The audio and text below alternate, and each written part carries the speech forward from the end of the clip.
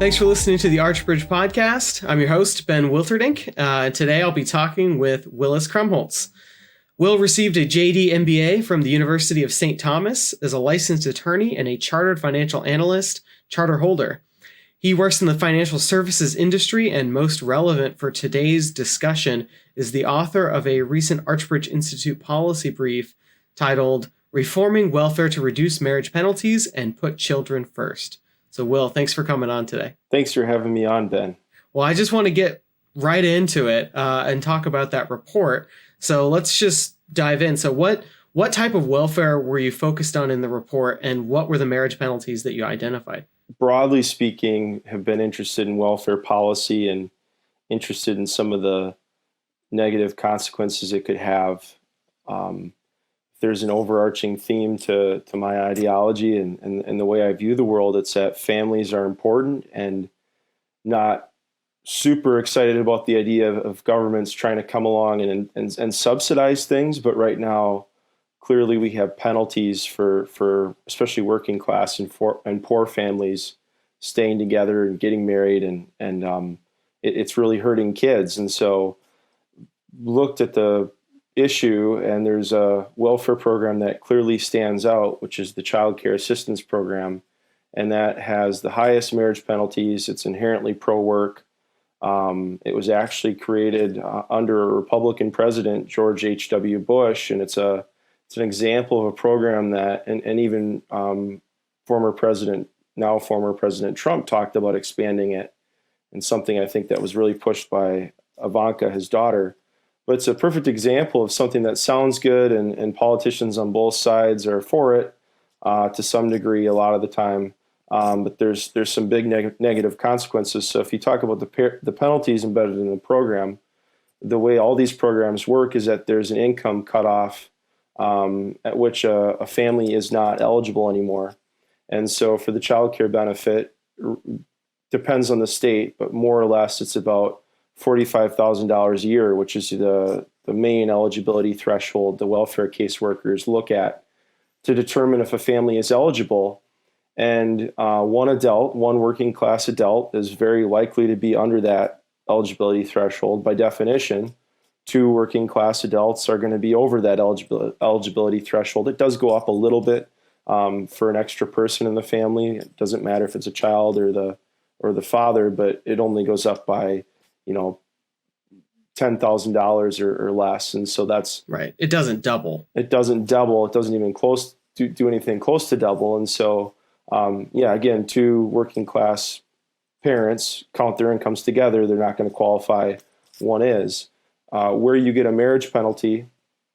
And I hope I'm not going too far ahead, but wanted to explain this stuff up front. Where you get a marriage penalty is when the government counts a family's income, it doesn't count the income of a live-in boyfriend because he's not part of the biological family unit. And of course that incentivizes, at least on paper, and I think, in practice partially too, moms having unrelated biological males in the home. And you do see that, where I grew up in a small town, you'd see a lot of that, and that statistically puts kids in harm's way. So on paper, it penalizes. To backtrack a little bit, on paper, it penalizes biological parents, both biological parents, being with their children, whether those biological parents are married or not, because the rules say if you're the bio dad and you live in the home with your kids, your income gets counted, right? And then you're over the threshold, you don't get the benefit, but the neighbors down the street do. Okay. But in practice, it's a marriage penalty, because if you're cohabiting biological parents, it's really, really easy to misrepresent that living situation to authorities. And stats and studies show that this happens actually quite often, not just like a small, significant minority of the time, but actually a lot of the time. And it depends on the program, and it depends on the study. There's a big incentive to do that too. Yep. But if you're married, you can't hide it. So cohabiting biological parents with a kid in the home or two kids in the home who are eligible for this benefit can get it because they don't necessarily have to say they're living together, and they might not even be asked. But the welfare officials have a marriage database. So they type your name in and it shows up going back 100 whatever years. It depends, in the state, it's called the MOMS system. And it's something the county welfare officials use, I think, every day.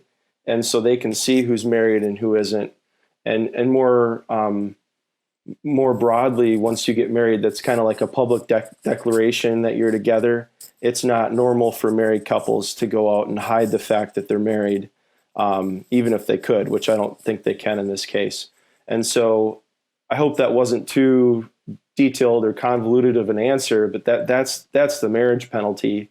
And this isn't just theoretical. There's studies and stats that say people really don't get married because of this, and cohabiting biological parents really do hide their living situation because they want the benefit, and thus don't get married because they couldn't hide it anymore. And that's a real problem. And the reason that public policy, some might say, well, so what? At least they're cohabiting. Like there's some cheating, but the bio parent can still be with both bio parents can still be with the kids. The problem is, cohabiting is uniquely unstable for kids. And so from a public policy perspective, maybe we don't want to ram marriage down people's throats, but we certainly shouldn't be penalizing it, because it is when you look at outcomes for kids, it's the best thing out there. And, and it's also just assuming that people usually follow the rules on paper. On paper, it's also really, really bad that in general, we're disincentivizing both biological parents, usually the father, from being in the home with the kids. And so that's something that kind of approached and wanted to fix. Yeah. So you mentioned the child care benefit is where you sort of focused for this particular report. And so that's the benefit that's provided so that I take it that parents are able to work outside the home, and they're going to need someone to take care of their kids while that's happening. So that's what you meant when you say it's inherently pro work, right? Yep. Okay, that makes sense. It depends on the state, but you can't get it unless some states, if you're going to school, you can be eligible for it. But you can't get it unless you're doing something. And it's not like you get free daycare for 40 hours a week and you only work 20. There's work thresholds. You have to work so many hours depending on the state. And you also only get it while you're working. Yeah, it would be a little weird to have a benefit that gave someone free childcare, and regardless of whether they were doing anything yep. or not, that would be a bit odd. Yep. So for this report, it's as you mentioned, it's a state level program, and it does vary a bit state to state, particularly the benefits, because as I understand it, the benefit is based on childcare costs in the area. So that can vary pretty dramatically by state as well. So can you give a little bit of a sense of scale of how large these marriage penalties are in the states that you looked at? Yeah, so just like you said, Ben, it's based on the cost of childcare. The way to think about it isn't, the benefit isn't for our purposes when we're talking about the marriage penalty. The benefit isn't necessarily what the taxpayer or the government pays out.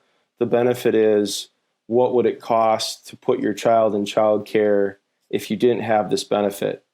Because there's copay schedules. Right, so that's how it's calculated. Yep, and the government sets the copay schedule. But the real penalty is if you actually had to use the child care system without any subsidy, what would your hit be? And so that just gets into the difference in the cost of childcare between the states. It's the biggest marriage penalty in terms of a welfare program in all states, just because childcare is so expensive relative to the other programs. So I hope I'm answering your question here. Like in Minnesota, I think for an infant, and it depends on the area in the state, of course. There's an average, but it costs over $10,000 a year for an infant for childcare in Minnesota. And we'll get back to that in a little bit. That's a bit of a cautionary tale when subsidizing this in general. But in states like we looked at Georgia and Texas, the cost is less, I think about $7,500 on average for an infant in Georgia, and maybe a little bit less than $7,000 in Texas. And again, it depends on the area, and also the quality of the child care provider. Like there's home child care providers that are going to be cheaper than the more like corner business child care providers, right? So there's variabilities there. And so I hope that answers the question, but that's kind of the... Yeah, no, that does answer the question. And I was going to say really quick, just to not forget, the difference in the cost of childcare between the states is cautionary, because Minnesota and several other maybe more, I guess you could say bluish states have paid more to subsidize the federal program. So in a lot of the southern states, there's waiting lists, or this benefit is not eligible to every single person that on an income basis qualifies for it. In states like Minnesota, they've expanded it a lot. With that expansion has come more regulations and rules for childcare providers, because if the government's going to be paying a lot for something, they want to ensure quality control. And so you have subsidized demand side, which probably pushes the cost up, and you also have more regulations, which pushes the cost up. And so that is a cautionary tale, just in general when we talk about these programs, and that of course makes Minnesota's marriage penalty even bigger, because more people are eligible for this program, and the cost of childcare without the benefit is super, super high. No, that makes a lot of sense. I think it's good to clarify. And just a quick plug for this podcast. We recently did an episode on occupational licensing, and that's one of the things that can drive up that cost. You know, for instance, I think you mentioned Minnesota, but also I know in the District of Columbia, there are occupational licensing requirements for childcare providers, and those, educational requirements that prevent people from being able to get the license means that the people who do get the license have a lot more education, typically driving up the cost of all of these programs, driving up the cost of childcare. So that's just a quick plug for one of our other previous episodes on the licensing stuff and why we should be even more cautious of that. Mm-hmm. So I know one thing that when we were looking at this and we were doing these, when you were putting together the report, I was struck by just how large the childcare marriage penalties were. We're talking like, I think in Georgia, it was, something to the tune of the penalty for being married was something like $10,000 over the course of a year, which, if you're looking at the median income in some of these states, you're talking about, like 20 to 25% of a person's income just eaten up by the marriage penalty, which is a huge chunk of your income that's going to that marriage penalty. Yeah, it really depends on, and so if you look up our paper on the Archbridge website, you can see the detailed analysis of this, but it really depends on what each couple makes. And then you kind of look at those couples as they would be treated not being married, and then look at them as they would be treated married and calculate the difference. And depending on the income level, the marriage penalty is highest when you have two working class couples, both making about $35,000 a year or $40,000 a year, meaning individually they're just below the threshold, but together they're basically, way above it. And there you get, again, depending on the state, higher marriage penalties, and it's about 10% of household income at least, getting there. And I think so. Like I'd have to look, and I'm sorry, my other computer went dark. But I think in Georgia or Texas, the marriage penalty from these programs is a little bit less shocking. It's maybe like at the worst points, like $6,000, $7,000, $8,000, but that's still not something that we should put working class families through. And then when you add all these programs together and all the penalties, it does create, bad incentives. And it's also signaling for policymakers, signaling to the public what's important and what isn't. And so, there's reforms that could put an extra $4,000 or $5,000 in the pockets of these families, and then they get married and do the right thing. And there's still going to be penalties out there that outweigh the benefit of those reforms slightly. But it's also just, it's a great way to say, like, look, this is what we value. And there's an actual reward for doing that. But it is substantial. So let's talk a little bit about then why marriage is so important. So I think, to some level, some extent, it's sort of intuitive for people. They kind of grasp, if there's two parents, there's pooled resources. There's a lot more time that you could potentially devote to the kids. A lot more opportunities in that sense. There's, some stability things. But I know that you went through the research pretty thoroughly when you were looking at this.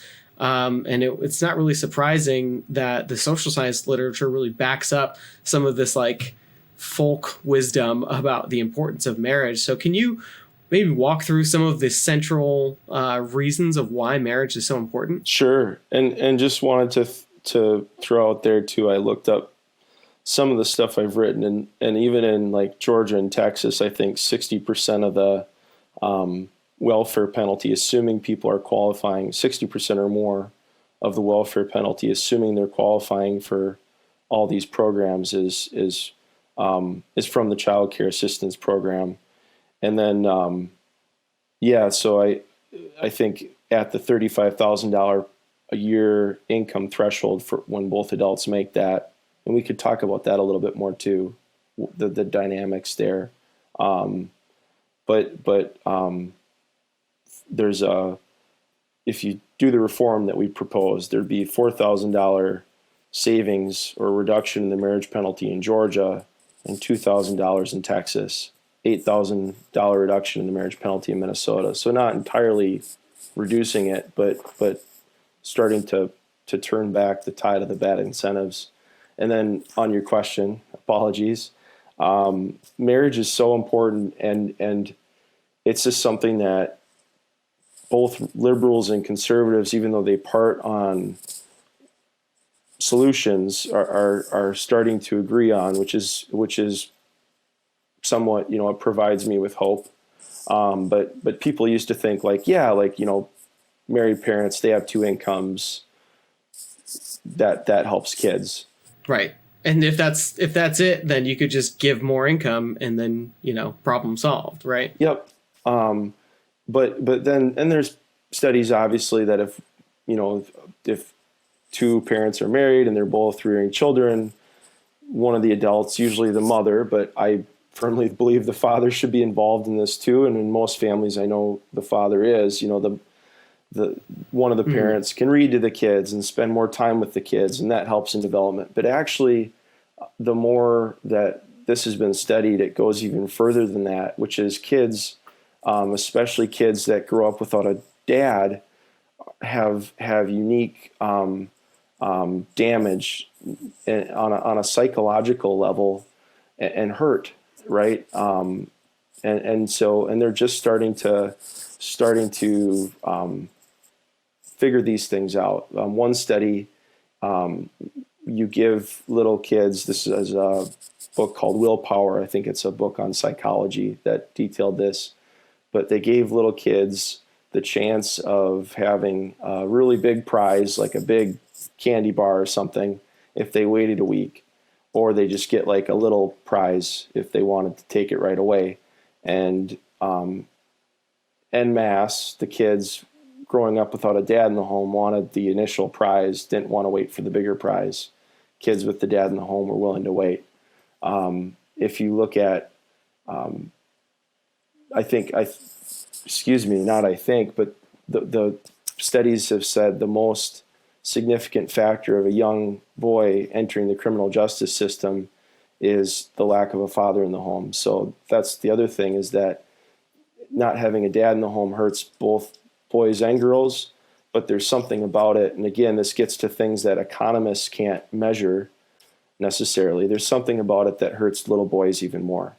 And so that's something that everybody now actually agrees on, which is awesome. But the question is kind of what to do about it. Yeah, I think there is some hope that we are coming to some agreement on that. I mean, and, you know, I don't think that this is particularly surprising, you know, for people to hear that kids are going to do better, you know, if they have both parents in the home. And so I'm happy to see the social science literature very much acknowledging, you know, what we kind of understand. And a lot of that is in the report. Yep. And it's a human compassion issue, because kids are hurting. And if families break up and that needs to happen, that's fine. I mean, there's nothing, you know, we're not moralists and against that, but government shouldn't be putting its thumb on the scales. And right now government's really putting its thumb on the scales.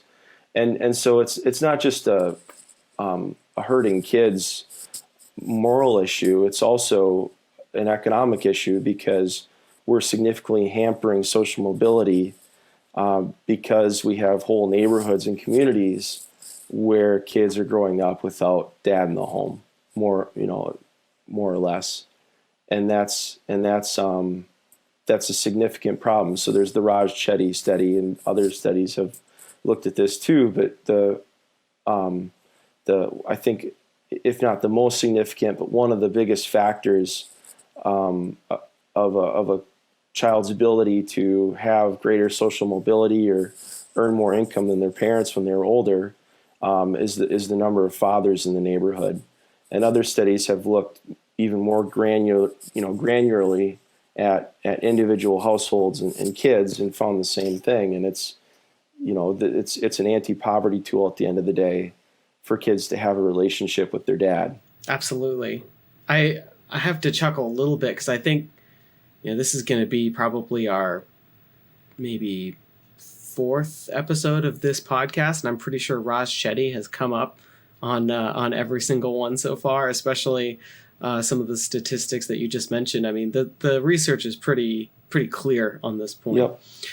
Well, I wanted to talk a little bit about in the report, you really highlight sort of a class divide in marriage, and that's particularly important when we're thinking about this, especially when you're thinking about it in terms of an anti-poverty tool, or thinking about marriage as a key driver of upward social and economic mobility. You know, you really located the way in which this problem is very different based on a household income in general. So can you talk a little bit about that? Yeah, I think a lot of people bristle when this topic comes up at all, because people know or are a part of a family where there's been divorce. You know, there's obviously, you know, a lot of single mothers out there that don't want to hear this said a certain way. I think the thing to always remember is that this is a poverty issue and it's a class issue. And so there's plenty of single moms out there that do a way better job than most married parents. There's plenty of divorced children out there that don't have the deep-seated damage that we're talking about here. It's not the same thing. What we're talking about here is that there's a whole group of Americans based on income and class that are growing up without a relationship at all with their father. And it is, you know, if you look at marriage rates in the U.S. that and how they've declined, it's entirely concentrated among the lower half in terms of incomes. And so this is, you know, this isn't like an individual choice issue. This isn't like a not everybody's family is perfect issue. This is a I mean, really, to me, it's a class issue. And are we going to have compassion on these poor and working class kids, and realize that this isn't, this is the result of bad policy choices and not just adults, making decisions, right? And so I think that's why that distinction matters. Right. And, just to hammer it home, if you have rates of less marriage that is being concentrated at the lower ends of the income distribution, those are the places that are going to rely on different kinds of welfare benefits. Obviously, if you're in the wealthier half of the income distribution, you might not, get any welfare benefits at all. And so basically, I guess what I'm saying is like the welfare marriage penalties are going to hit hardest the people who are already on the lower side of the income distribution. Yep. And it's important to remember that things weren't always this way. I mean, the poor and working class in America have traditionally been very family oriented, right? And marriage didn't disappear among these classes until, the last 60 years. And so, yeah. And I want to ask you a little bit about why that happened and sort of the history of that. And I know in the report, you take a lot of care to walk through some of the different theories that have been proposed about why we've seen that change. And it has been a change. I mean, it has, like you said, it hasn't always been this way. But before we really dive into that, what is the reform that you're advocating? So how could a state lawmaker who's listening to this or thinking about this issue, what would you recommend that they do in order to fix this? And really, so I'm going to jump on something else really quick because I wanted to add this breakdown of marriage among the poor and working class corresponds totally with America's social mobility pipeline breaking down. And even just in terms of people's civic engagement and civil society, men who are married are much more likely to be engaged in civil society, go to church, not the other way around. Mary Eberstadt has a book about this. Like, it's not like men go to church and then get married. Men get married and then they go to church because marriage socializes men. And so I think a lot of the problems that we see. There's also some recent research that came out that showed how married men are far less likely to commit crimes, both violent crimes and property crimes. And we can kind of isolate that to marriage because, funny enough, I guess maybe it's not funny, but interestingly, those same men were more likely to commit crimes before they're married and also more likely to commit crimes after they got divorced or after they became widowers. And so it really sort of isolates the institution of marriage as being the factor here that's decreasing their likelihood of committing those crimes. Yeah. And I haven't forgotten your question, but one other thing, there's been so much literature like Bowling Alone, and I can't think of the name of, I probably shouldn't say his name. He's a conservative author, and he kind of wrote a book about the collapse of civil society. And there's a lot of stuff out there about this without. Oh, you can say it. Charles Murray. Well, no, I was like, wait, I haven't read Charles Murray, but I think it's Tim. I want to say it's Tim Carney. Tim Carney? Oh, yeah. He Alienated America. I think also so. A really great book. And they're good books, and it's important that they're writing these books, but they're kind of short on like solutions, and it's just lamenting this because where I'm from in Fairmont, you still have an element of this egalitarianism. There's definitely civil society in Fairmont. It's a small town, southern Minnesota, but it's way less than there used to be 50 years ago. Up in the Twin Cities where I live now in Minnesota, and talk to somebody who's older, and they'll tell you like, oh, when I was growing up, this, and this. But now everything's completely like segregated based on income. And it used to be that the rich guy and the poor guy went to the same church or went to the same Lions Club or whatever else. And America's lost a lot of that. And there's tons of books about it. But I was just going to say, I think a lot of that is actually due to this collapse of marriage among the lower tiers of income. A lot more than is thought in the popular whatever. But so back to your actual question. Sorry about that tangent. So if I was going to tell policymakers what I think they should do, the solution is to raise the eligibility raise the eligibility threshold for the child care assistance program for poor married or poor working class married couples. So if the eligibility threshold is $45,000 right now in your state, you raise that by a window basically that goes up to 1.7 times that. It starts to phase out at 1.4 times that, and then phases out at 1.7 times the current eligibility threshold, to the point where there's not a big benefit cliff. So I wish I would have explained that all a little bit better, but let's talk about a benefit cliff. The problem with the benefit cliff is that if you're getting this child care subsidy and it covers childcare that even in Texas where it's cheap, something that costs $6,000, $7,000 a year, if that goes away all of a sudden, that's a huge disincentive to earning the extra dollar or getting married, which pushes you over the threshold. So the idea is to raise the eligibility threshold for poor married couples, start phasing it out at 1.4 times the current eligibility threshold if you're just a single mom with an infant, which isn't super generous, but you start that phase out, and then the benefit via higher co-payments required by the beneficiary, by the parents, to be putting their kid in the child care and have it be subsidized. Right. And that's what you mean by phasing it out, is what you're doing. Yeah, I should have explained it a lot better. It's all right. So when you say phasing it out, you mean increase the co-payments that the parents are paying to be part of the program. Yep. So you just steadily... And decrease the amount the taxpayer is right. forking over. Right. Right. You have to pay the co-payments to be in it. So if you can think about this on a graph, you have the benefit, and it just slowly goes down.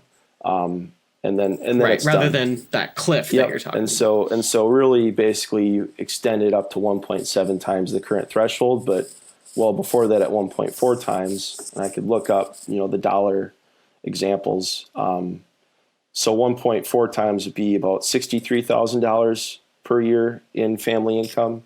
1.7 times would be $77,000 per year in family income.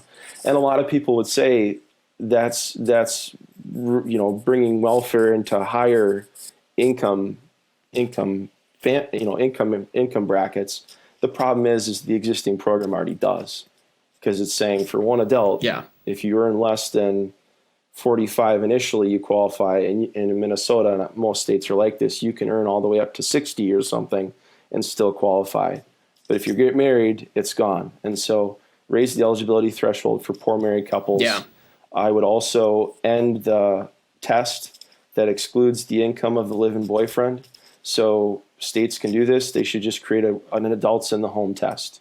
Every single adult living in a home and making money should have their income counted towards eligibility, because on paper we're disincentivizing bio parents from being with their kids and incentivizing, this is the stereotype and it's mostly true, the live-in boyfriend, and that statistically is not safe for the kids in the home. Right. So number one, raise the eligibility threshold for poor married couples. Number two, do an adults in the home test. And then number three, getting a little bit more nitpicky, but one thing that states could do to make this both taxpayer friendly and compassionate is say, look, if one adult is going to be, if you're going to be eligible for the program, one adult has to work 35 hours or more, or even 40 hours or more. So you have one adult required to work a certain amount of hours to be eligible for the family to get it at all ever. But you have the second adult. It probably would usually be the mom, but it can be the dad. Who cares? The second adult only has to work, 15, 20 hours a week, or maybe the second adult can work whenever they want to, 10 hours a week at least, and childcare only covers those hours. So then the taxpayer is paying less. You're not forcing the two married parents to both go out and work full time and put their kid in childcare all the time. They can, but there's flexibility there. You allow the families to have that. And then what that means in practice too is that as married parents are on this program, they can transition off childcare as one spouse makes more. So, right. Yeah, no, that makes a lot of sense to me. I remember reading some of these reform proposals that you were talking about and thinking, why is it not like this already? It makes zero sense for me. I mean, this is basically, we do something extremely similar in the tax code already. And, just to basically say, you can be a part of this program, but if you get married, then you can't, is just the most counterproductive thing I can possibly think of in terms of reducing kids' chances of being in poverty in the future. So I think that's good. If there's anyone out there that wants to look into the details of this reform proposal, again, I'll have I'll link to this paper in the show notes, and Will walks through all of this in a very close, attentive detail, so you can see it there. And I probably made it more complicated than it has to be. So really quick, if there actually is a politician listening to this, can I pretend to be a politician? Please. The way you sell this is you just say, look, right now we're penalizing people getting married. It's not fair to working class married people. And so we're going to raise the eligibility threshold for this program. Nobody in the program right now is going to get their benefits cut. But if you're married, we're going to take account for the fact that there's two adults both making money. We're going to raise the eligibility threshold to account for that. And it's the compassionate right thing to do. And by the way, it's going to save the taxpayer money in the long run because marriage is good for society. It's not going to cost all that much money up front anyways, because we're going to make sure one of the spouse can have flexible working hours. I'm probably already saying too much about this, but I think this is a really simple sell, and you don't have to get into a lot of the things I mentioned. And it's also, I think right off the bat too, it's a big sell to say, look, right now the current system penalizes two parents being with their children, on paper at least. And that's not right, and that's not fair, and we should change that. Like that's how I talk about this stuff. Yeah. And I think that would resonate with a lot of people. I mean, certainly it does with me. So yeah, definitely a no-brainer, I think, on this one. So let's kind of circle back to something we had brought up a little bit earlier, which was, you talked about how, this wasn't always the case. Right now we're seeing basically a collapse of marriage that's pretty much isolated to the lower ends of the income distribution, which is a definite change from the way that lower income or working class families had been, their marriage rates in the 40s, 50s, definitely before, those decades. So can you talk a little bit about, is this a decline in religion that is causing this? Is this changing social norms that's causing this? Is this policy that, like what we're discussing, welfare policy, that is causing this? I'm sure it's probably some, and I'm sure you'd agree, it's some combination of all these things. But some people even hit on mass incarceration as like a big cause of this. So can you talk about some of the different theories that people have talked about of why we're seeing that collapse of marriage in the American working class, and sort of where you see the cause of that really coming from, if there's one that's more than others? Sure. And I hate doing this, but I wanted to go back to the other thing really quick too. And you can ask me about this more if you want to, don't have to. But talk about the, Democratic and Republican reception of this so far when I've talked to just local politicians here in Minnesota. Be interesting. But I'd say, like, I was working on this on a plane one time, and I talked to the girl next to me, and she's just a normal person. She asked what I was working on. I didn't talk her ear off, I promise. But she just thought this was the greatest thing ever. So in other words, politicians out there, conservative Republicans, you can run on this and get votes. And this isn't like giving goodies away, but from the government, it's to accomplish a really good core fundamental goal, which is more marriage. which, by the way, statistically makes people more likely to vote for you too. But it's just, like people should line those incentives. That's right. Yep. Should be running on. Okay, so about the explanation. So religiosity, I don't think is an explanation. The family breakdown started among Black Americans, and at the time and even today, they were, very, very religious compared to the general population. I think I might butcher the stat, but Black women had a higher marriage rate in 1950 from the late 1800s when they started measuring this up until 1950 than did white women. So marriage was alive and well among the Black community. A lot of people in the 70s, liberal thinkers, had tried to say that slavery had caused the family to break down, and that's just like 100% not true. Slavery was awful and terrible. One of the things it didn't do was break apart the Black family. So it broke apart many families, but in terms of marriage rates and yeah. So a lot of theories are out there.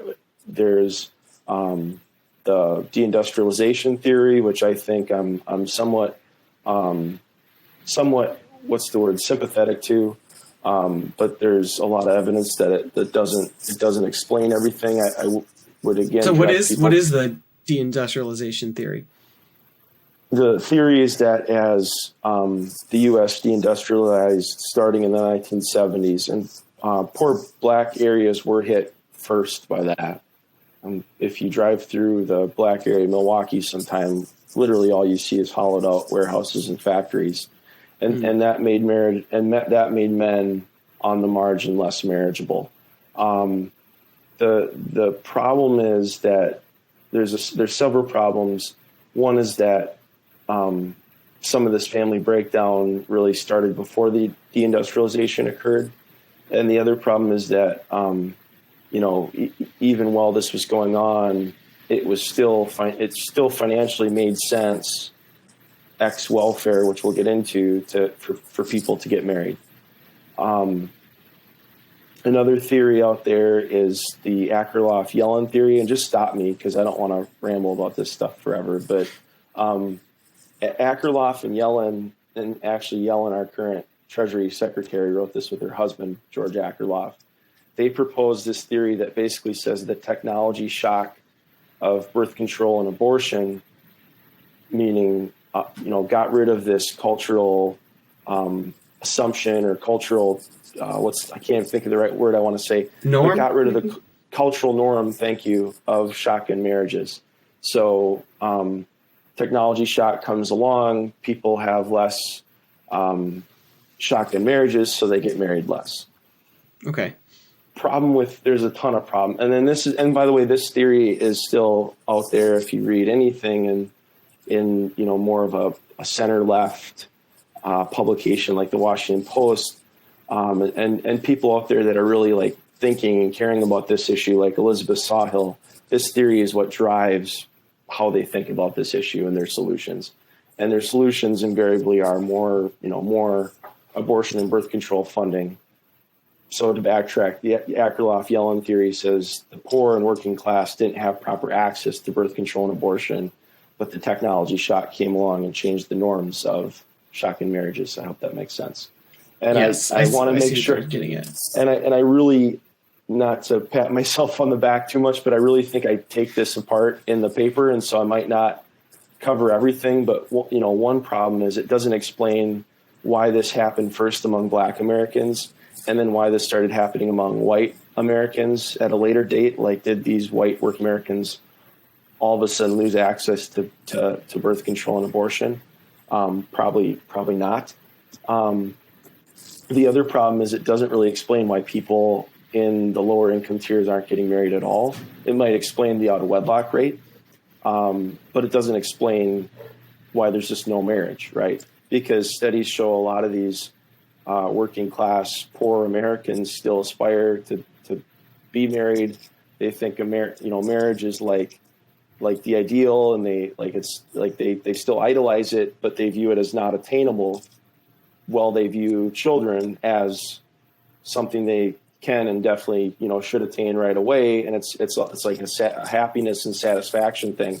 The other point against Akerlof-Yellen theory, and there's a lot of problems with it, honestly, but the other problem with it is that studies show that a lot of the births to unwed parents are actually desired, right? These aren't like unplanned births where they didn't have access to birth control or abortion. They actually wanted a child. The parents were together in a romantic relationship, often even cohabitating. And then at some point after the child's born, they break apart because cohabitation is just inherently fragile.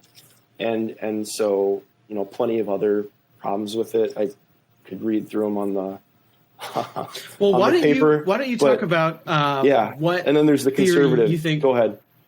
Well, I wanted to get to the theory, so I think it's important to highlight some of the errors in some of these other theories. But what do you think best explains this? Kind of from your perspective, is there a theory that you think does a good job?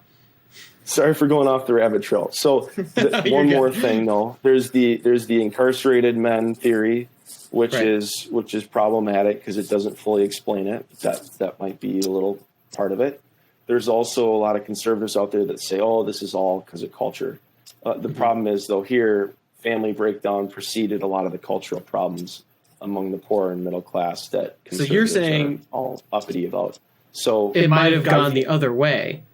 Yeah, rather than culture breaking down the family, you're kind of saying that maybe it was the family breakdown first that's causing some of these cultural shifts that not just maybe, but that's what the stats say. You look at Mary Eberstadt's studies of church attendance even, right? And so this is worth, and I'll get into what you want me to talk about. This is worth spending a lot of time about, though, because I think too often the conservative intelligentsia has said, "Oh yeah, culture," and obviously culture exists.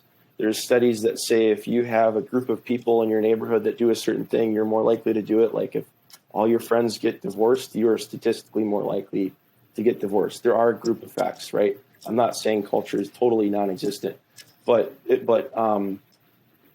lot of times when we talk about this, it's kind of an excuse to be like, "Oh, there's this amorphous problem.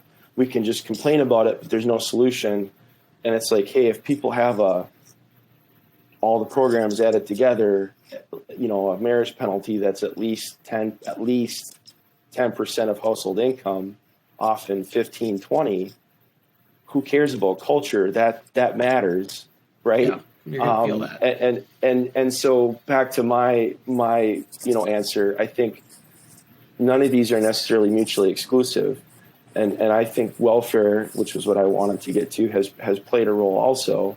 When welfare first was introduced, there was man in the house rules where the social workers would literally show up unannounced at any day during the week and interview the kids, like, "Is your dad in the home? Have you seen your dad?" And they would be coached, the kids, to say, "No, I've never seen my dad." And the dads would leave and only come back on the weekend. And at the time, that's what these dads were doing to better provide for their families, because these programs were extremely generous. And a lot of the areas the families were living in, the jobs presumably were scarce. They would lose dads the benefit. would go somewhere else and work. Yep. Yeah. It was called the man in the house rules. Like if you had a man in your house, so there's income thresholds now that are more like an implicit marriage penalty, but back in the day, they like if there was a guy in the household, you wouldn't get the benefit, and work wasn't in the area anyways, so I think welfare did play a role. It explains why the breakdown of marriage or the absence of marriage has spread as it has to today, where it's well into the working class. Started to really affect the white family in the 1980s and 90s. And I think the reality is that none of these are necessarily mutually exclusive, right? I think there were welfare programs that started to trigger this. Culture also changed. The technology stuff might somewhat be the case. I don't think it provides a solution today and explains explains the issue today, but and the group effect exists too. And if men made more today, relative to what blue collar males used to make, that would also make men more marriageable. Like these all are factors, and there's low hanging fruit, fruits for policymakers. And I think the low hanging fruit here, my wife said she hates when I use this expression, but low hanging fruit here is just to get rid of the marriage penalties in the program with the biggest marriage penalties. Yeah. That seems to me to be like a no-brainer here. Like, we understand that family breakdown is occurring. It seems to be concentrated among the poor and working class families. And we have welfare policies that, provide a huge penalty for getting married. And so that's just, I don't see how anybody can get around this in terms of this being just like an obvious step to take.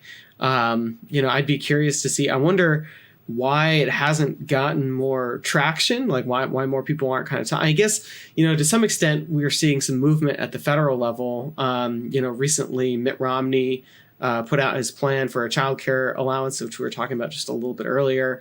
And, even in 2017, the child tax credit was increased in the Tax Cuts and Jobs Act. And right now, Senators Lee and Rubio are advocating for a higher child tax credit. Even the Biden administration in the next COVID relief package has like their own version of the child care allowance. So there's clearly people are concerned with giving families with kids more income. But that's, you'd think that just, rather than going down that rabbit hole of like, there might be a lot of pros and cons to some of those policies. But this is something where it's not even really about spending more money or creating a new program. It's just saying, let's not penalize marriage. Like maybe we can start there, and then we can talk about some of this other stuff. And you mentioned this, but it's doing exactly what the tax code does. The tax code, if I'm single, I'm just making this up because I don't have the tax brackets memorized, but maybe the 28% you rate don't. kicks in at $100,000. You start paying 28% at $100,000. If you're married, you start paying 28%, maybe at $150,000. And the reason that is because the tax code, the policymakers have already said, we don't want to penalize married adults who can both be earning, breadwinners, both be earning money. And so we're going to, because otherwise if I got married and I still paid 28% at everything above $100,000, my wife would basically have, an artificially higher tax rate, right? Like that's why right. The tax code does this. Do it for welfare programs. Right. Maybe not all welfare programs, but do it for welfare programs that we actually think at least, help people get ahead in life and help people in a good way. And also this one has the highest marriage penalty. Right. And that is a key reason that we chose this reform to focus on, it's the highest penalty in terms of dollar amount. It is inherently pro work, like you were talking about. Plus, it's at the state level, so you don't really have to worry as much about sort of federal gridlock getting in the way of these reforms. Have you seen any states that have adopted anything like this? Is this something that is rather new, or is there any state that has kind of pioneered the way on this one? No, there's nothing that's happened so far. I mean, in my state of Minnesota, they did a reform where I think it's MFIP, which is our version of TANF. Right. The temporary assistance to needy families, like cash assistance, which actually isn't very generous in general. But Minnesota said, okay, if somebody gets married, they can be eligible for MFIP for like 6 more months. But, not to rain on the parade, but if you look at the math of that, it's absolutely nothing. Right. right? Like in the broad scheme of things, it's maybe great for signaling if you were going to promote it, but in of itself, it's like a difference of like, I don't want to make something up without knowing, but it's like under $1,000. It's under 500 probably. It's nothing. Okay. Because so this program isn't very generous in the first place. Go ahead. Even the pro-marriage for reform that passed in your state was a drop in the bucket, is basically what you're saying. I think it's something the Minnesota Catholic Conference pushed for, and it was an easy thing for the policymakers to do because it doesn't actually, there's no budget change to it because it's nothing. Right? Yeah. Be careful what I say. But and I'm just going to say this, I mentioned it earlier, but generally, Republicans are worried about cost and have an incentive to really focus on taxes and budgets and yada, yada, yada. And Democrats, like, they don't have a problem with this up front, but it's just not something they're really interested in.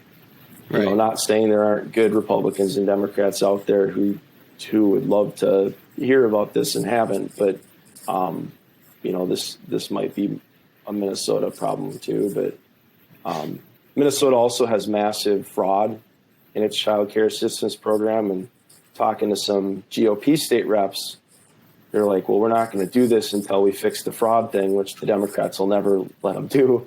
And I'm saying, like, well, why don't you package this together? You could have this reform and more money to more, mechanisms to weed out the bad actors here. That makes sense. They just but the guy I was talking to is like, well, in real life, we don't, you can't package bills like that together. And I just thought, well, why? Because to me, I'm thinking about politics. The person running for governor or whatever else should run on this. It's not like the top issue, but maybe it's the top 5. Yeah. And I think successful, but so one negative that this kind of a reform or this kind of a policy has with it is, it's not immediate, right? So like you wouldn't, so I would suspect that if you were to pass something like this in the next, decade, 2 decades, you would probably see a huge reduction in poverty rates, and a big increase in upward mobility, especially when compared to a counterfactual where you didn't do anything, right? So obviously you'll never be able to get that perfect, study that would be able to look at that exactly. But, even if you could, a decade, 2 decades, like that is just way outside the realm of sort of political accountability in terms of like feedback, right? And like we've seen, they don't, like, politicians generally are more interested in things that are going to show up, while, like, effects that are going to show up while they're still in office, and they generally have a problem thinking further down the road. Just a quick aside, we see kind of a reverse of this dynamic with our public pension systems, right? So you have basically public pension systems that are negotiated with unions, and they're negotiated with lawmakers to be extremely generous. And, they have like assumed rates of return that are just unrealistic over the long term. So now we've got these huge unfunded pension liabilities, but the political actors who made these agreements have been retired. They've been retired for 10 years already. There's not really, it's just the long-term effects here are not something that is amenable to kind of motivate some of these more political actors. But I do think the flip side of that is kind of like what you were saying earlier. There's a really strong case to be made here. It seems fairly common sense, to me. I mean, we're not saying do a new program. We're not saying spend a whole bunch of money. We're not saying, adopt this untested thing. We're just saying take your thumb off the scale and stop penalizing marriage. That's it. And I think that really would resonate with people more than some people recognize right now. Yeah, it's about fairness. And so I thought of 2 things to say, though. The cool thing is, and this is for anybody from the South listening to this, or a red state, pardon my Minnesota accent, it's really thick. But if you have a limited program already, that means you can experiment with it. And so I don't think there's massive skin in the game to start doing this, depending on your state, depending on how much you supplement the program or what its ramification, what its parameters are already. There's states can always run pilot programs. I'd rather just see this done across the board. I don't think the program should be expanded, but it's that's an option. The other thing I thought of is there is a short term. I don't want this to sound bad, but I'll say it. There is a short term benefit, and it's political, right? I think after Trump, the Republican Party is different, and no matter what people listening think of Trump, Trumpism is here to stay, and there's going to be a debate about what Trumpism is. A little bit of a populist bent. The way I like to think about it, I guess if I had my way, it's that family, community in the country is the end goals. Everything else is a means to that end. So tax cuts are great, but they're just the means to those ends. And I think a lot of times the old school Republican Party pretended like tax cuts and the tax code was the only policy lever available.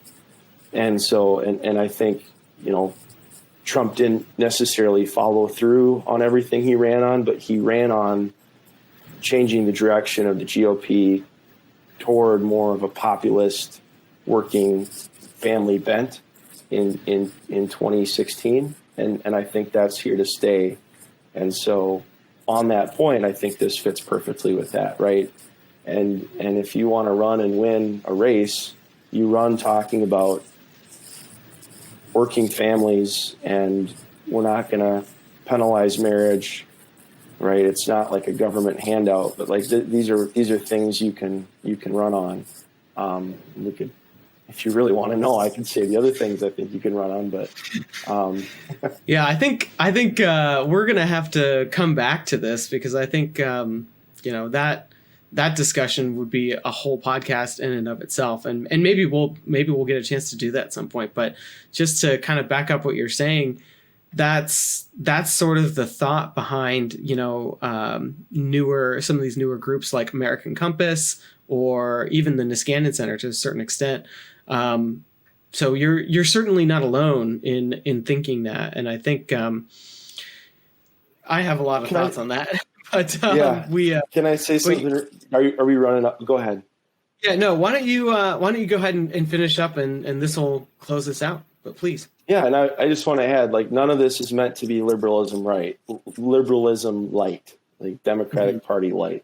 If you think about the problems America faces and how do we fundamentally fix those problems, America is not a perfect place now. We'll put it that way.